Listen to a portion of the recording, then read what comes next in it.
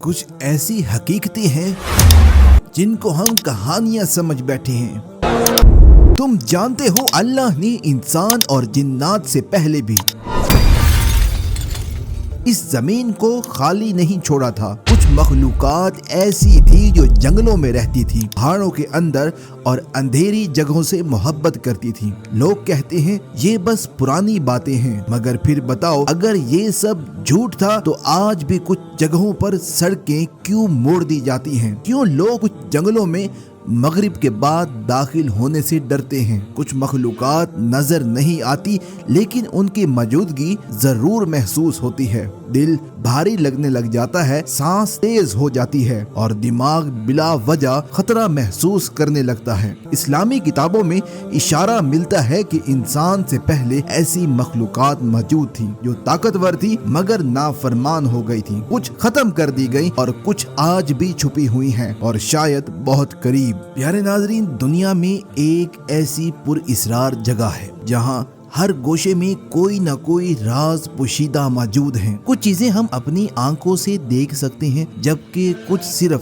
لوگوں کی کہانیوں، سنی سنائی باتوں اور قدیم روایات میں ملتی ہیں۔ ہر سال محققین کو کوئی نہ کوئی ایسی مخلوق ضرور دریافت ہو رہی ہے جو اس سے پہلے دنیا کی نظروں سے اوجھل تھی، لیکن اگر ہم تاریخ پر نظر ڈالیں تو معلوم ہوتا ہے کہ لوگوں نے ہمیشہ سے ایسی مخلوقات کو دیکھنے کے دعوے کیے ہیں جنہیں آج ہم مافوق الفطرت مخلوق کہتے ہیں۔ اکثر یہ دعوے ثبوت نہ ہونے کی وجہ سے رد کر دیے جاتے ہیں، لیکن آج بھی دنیا کی ایک بڑی آبادی ان مخلوقات پر یقین رکھتی ہے اور انہیں دیکھنے کے دعویٰ کرتی ہے۔ بنجر ریگستانوں سے لے کر برف سے ڈھکی ہوئی وادیوں تک ایسی مخلوقات کی کہانیاں سننے کو ملتی ہیں، انہیں سن کر عقل حیران رہ جاتی ہے۔ انہیں پر اسرار مخلوقات میں ایک مخلوق الف بھی شامل ہے۔ الف کا ذکر صدیوں پہلے نارس لوگوں کی کہانیوں میں ملتا ہے جو عیسائیت سے بھی پہلے قبل از مسیح کے زمانے کی روایات ہے۔ یہ کہانیاں خاص طور پر برفیلے علاقوں جیسے سویڈن، ڈنمارک، آئس لینڈ اور ناروے میں مشہور تھیں اور وہیں سے پوری دنیا میں پھیلی۔ وقت کے ساتھ ساتھ ان کہانیوں کو مختلف انداز میں بیان کیا جانے لگا۔ نارس مذہب کے ماننے والے الف کے وجود پر مکمل یقین رکھتے تھے۔ ان کے مطابق الف انسان نما مخلوق تھے جن کی جلد چمکدار، کان نکیلے اور بال بہت لمبے ہوتے تھے۔ یہ طاقت میں انسانوں سے کئی گنا زیادہ مضبوط تھے۔ ان کی عمریں ہزاروں سال تک ہوتی تھی۔ کہا جاتا ہے کہ الف اپنی جسمانی شکل و صورت بدلنے کی بھی طاقت رکھتے تھے اور کسی خاص جگہ یا وقت کو اپنی جادوئی قوت سے قابو میں کر سکتے تھے۔ الف ایک خاص عمر تک ہی بڑے ہوتے تھے، اس کے بعد ان کے جسم کی نشو و نما رک جاتی تھی۔ شمالی علاقوں کے لوگ قصوں کے مطابق یہ زیادہ تر جنگلوں میں رہتے تھے، جھیلوں، غاروں اور پہاڑوں میں نہایت ہی خوبصورت گھر بناتے۔ کئی کہانیوں میں یہ بھی ملتا ہے کہ بعض الف کھوکھلے درختوں کے اندر رہائش رکھتے تھے۔ قدیم نارس شاعری کی مشہور کتاب ایڈا میں الف ہائم کا ذکر ملتا ہے جو الف کی دنیا سمجھی جاتی ہے اور جہاں صرف الف ہی رہتے ہیں۔ الف بنیادی طور پر دو قسم کے مانے جاتے ہیں۔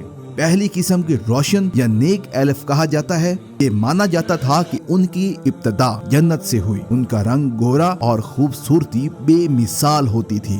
ان کے پاس غیر معمولی طاقتیں اور گہرا علم موجود ہوتا تھا۔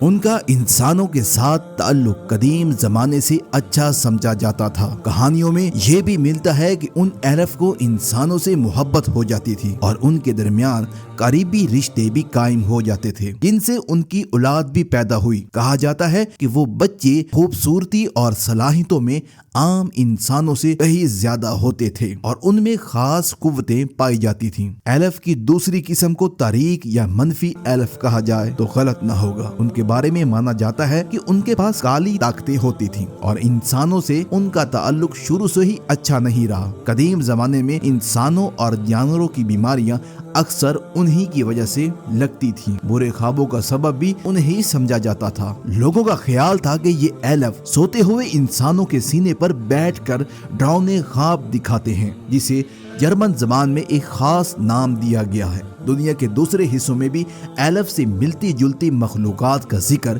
ملتا ہے۔ نیٹو امریکن قبائل انہیں لٹل پیپل کے نام سے جانتے ہیں اور انہیں رحم دل اور انسانوں کی مدد کرنے والی مخلوق سمجھتے تھے۔ ان کے مطابق ان کا قد انسان کے گھٹنوں تک ہوتا تھا۔ اس طرح ہوائی کے قبائلی باشندوں میں بھی ان مخلوقات کے قصے مشہور تھے۔ ان کا کہنا تھا کہ یہ ایلف چھوٹے چھوٹے شہر بناتے تھے اور کھیتی باڑی کرتے تھے۔ تقریباً 1500 عیسوی کے آس پاس ایلف سے متعلق اصل کہانیوں کی تحریری شکل میں محفوظ کیا جانے لگا۔ امریکی محقق جان لینڈو جو قدیم نارس ادب کے پروفیسر تھے، انہوں نے ایک تحقیق میں دعویٰ کیا کہ دریائے گوٹا کے کنارے ایلف کی بستیاں موجود تھیں۔ کچھ لوگوں کا یہ بھی ماننا تھا کہ ایلف کا تعلق انٹارکٹیکا جیسے دور دراز علاقوں سے ہے۔ ایلف کو جدید دور میں مشہور کرنے میں برطانوی مصنف J.R. ٹالکین کا بہت بڑا کردار ہے۔ ان کے novel Lord of the Rings نے ایلف کو پوری دنیا میں ایک نئی پہچان دی۔ اس طرح اسٹیون ویگنل نامی مصنف نے کئی سال تک پر اسرار مخلوقات پر تحقیق کی اور ایک کتاب تحریر کی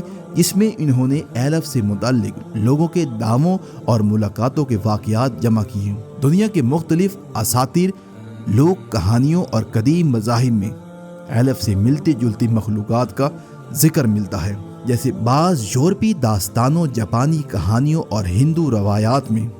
اس بات کا ثبوت سمجھا جاتا ہے کہ مختلف تہذیبوں میں یہ تصور ہمیشہ سے موجود رہا ہے۔ یورپ کے کئی علاقوں میں آج بھی لوگ ایلف کو دیکھنے یا جنگلوں میں ان کی آوازیں سننے کا دعویٰ کرتے ہیں۔ ان دعووں کی سنجیدگی کا اندازہ اس بات سے لگایا جا سکتا ہے کہ آئس لینڈ میں باقاعدہ ایک سرکاری ادارہ موجود ہے جو ان جگہوں کی حفاظت کرتا ہے جہاں ایلف کے ہونے کا امکان سمجھا جاتا ہے۔ وہاں سڑکوں اور تعمیراتی منصوبوں کو اس طرح ڈیزائن کیا جاتا ہے کہ قدیم مقامات کو نقصان نہ پہنچے۔ بعض موقعوں پر جب ان علاقوں میں تعمیرات کی کوشش کی گئی تو لوگوں نے سخت احتجاج کیا۔ اسلامی تعلیمات میں ایلف کا براہ راست ذکر نہیں ملتا، لیکن بعض اسلامی روایات میں ایسی مخلوقات کا تذکرہ موجود ہے جن کی کچھ خصوصیات ایلف سے ملتی جلتی ہیں۔ مورخین کے مطابق انسانوں اور جنات سے پہلے بھی زمین پر مختلف مخلوقات آباد تھیں جو بعد میں ختم ہو گئی تھیں۔ ان کے بارے میں قدیم کتابوں میں تفصیل ملتی ہے۔ اگر آپ کو ایسی انفارمیٹیو ویڈیو پسند آئی ہے تو انفو ایٹ شان کو ضرور سبسکرائب کیجیے۔ اپنا اور اپنے پیاروں کا خیال رکھیے۔ اللہ حافظ۔